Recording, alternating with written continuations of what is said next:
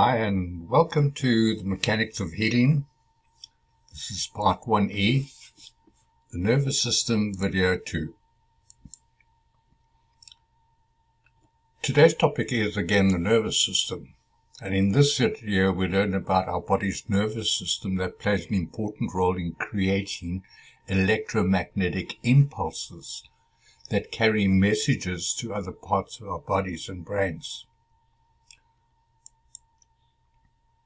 This information will become particularly relevant when we study how the soul works as an energy generator, as we learnt in the course on Merkaba mechanics, and how this energy is transmitted to our bodies through our chakras and distributed through the meridian lines in our bodies. If you are worried that you may not remember the names of all the parts in your body, don't worry. The important thing is to understand the principles on which it works. This is a crash course in knowing your body, its anatomy and physiology. Enjoy the following video from Crash Course. Thank you for watching. Be sure to watch the next part 1F. What if everything you did, and thought, and felt could be communicated by pushing a button? It'd be like using the world's simplest app, one that just sends out a little ping, always at the same volume and length, to communicate everything from "it sure is cold in here" to "I love churros" to "boy, I sure would like to breathe sometime soon." Well, that is actually exactly how your neurons send all the impulses responsible for every one of your actions, thoughts, and emotions. When a neuron is stimulated enough, it fires an electrical impulse that zips down its axon to its neighboring neurons. But they've only got one signal that they can send, and it only transmits at one uniform strength and speed. What they can vary is the frequency or number of pulses, like this is distinct from this. And your brain can translate these signals, reading them like binary code, organizing them by location, sensation, magnitude, and importance, so that you know the difference between "turn up the thermostat" and "oh my gosh, I'm on fire." That buzz, that nerve impulse, is called the action potential. It's one of the most fundamental aspects of anatomy and physiology, and really life in general. It's happening inside of you right now, and we want to make sure that you understand what all that buzz is about.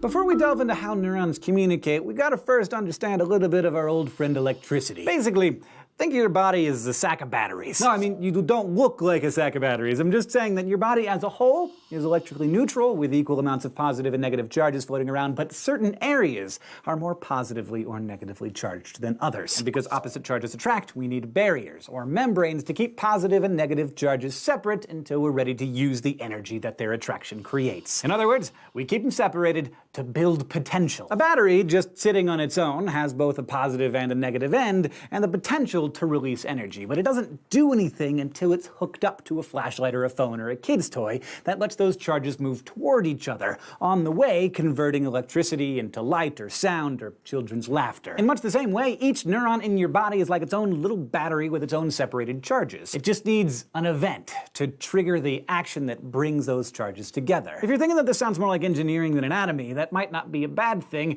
It might even help to think of your neurons in the same terms an electrician might use. Voltage, for example, is the measure of potential energy generated by separated charges. It's measured in volts, but in the case of your body, we use millivolts because it's a pretty small amount. In a cell, we refer to this difference in charge as the membrane potential. The bigger the difference between the positive and negative areas, the higher the voltage and the larger the potential. And just like there's voltage in your body, there's also current, the flow of electricity from one point to another. The amount of charge in a current is related both to its voltage and its resistance. Resistance is just whatever's getting in the way of the current. Something with a high resistance is an insulator, like plastic, and something with a low resistance is a conductor, like metal. Now, when we talk about these concepts in terms of you, we're typically talking about how currents indicate the flow of positively or negatively charged ions across the resistance of your cell's membranes. And again, these membranes separate the charges, so they're what provide the potential to convert the electricity into something useful. Okay, now that we got Electricity 101 down, let's see how it works inside your nervous system. A resting neuron neuron is like a battery just sitting in that sack that is you. When it's just sitting there, it's more negative on the inside of the cell relative to the extracellular space around it. The difference is known as the neuron's resting membrane potential, and it sits at around negative 70 millivolts. Where do those charges come from? Outside of a resting neuron, there's a bunch of positive sodium ions floating around,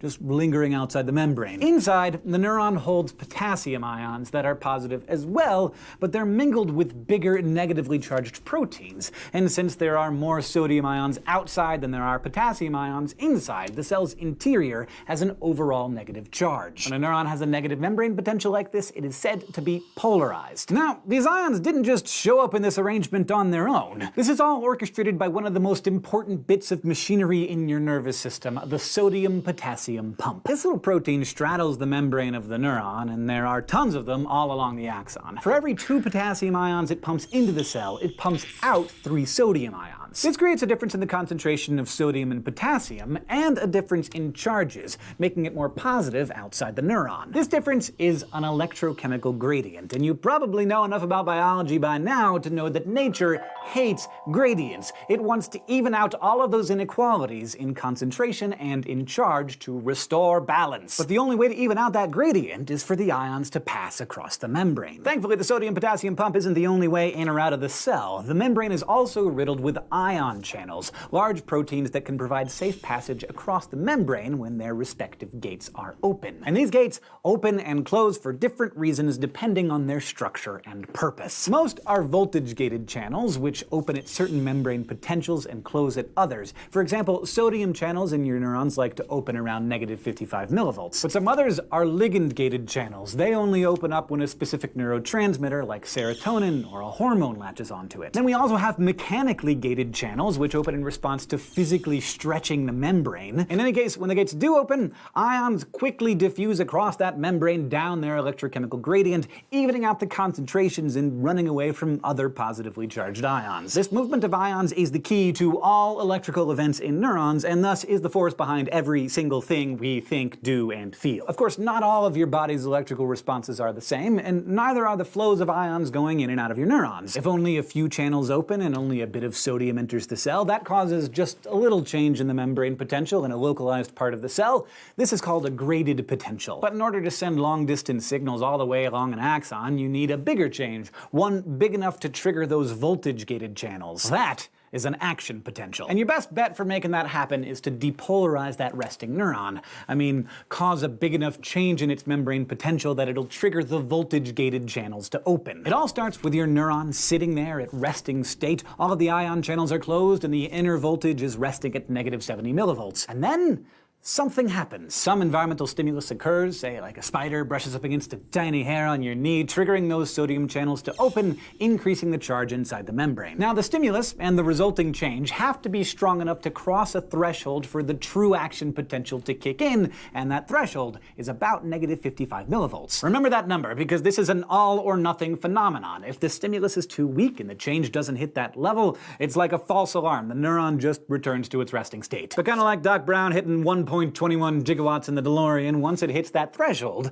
you're not going to travel in time, but you are going to see some serious action potential. At that threshold, the voltage-gated sodium channels open, and there are tons of these, so all of the positive sodium ions rush in, making the cell massively depolarized. So much so that it actually goes positive, up to about positive 40 millivolts. This is action potential in action. It's really just a temporary reversal of a membrane potential, a brief depolarization caused by changes in currents. And unlike graded potentials, which are small and localized, an action potential kicks off a biological chain reaction which sends that electrical signal down the axon. Because each of your neurons has lots of voltage-gated sodium channels, so when a few in one area open, that local current is strong enough to change the voltage around them. And that triggers their neighbors, which triggers the voltage around them, and so on down the line. As soon as all that's underway, the process of repolarization kicks in. This time the voltage-gated potassium ion channels open up, letting those potassium ions flow out in an attempt to rebalance the charges. If anything, it goes too far at first, and the membrane briefly goes through hyperpolarization.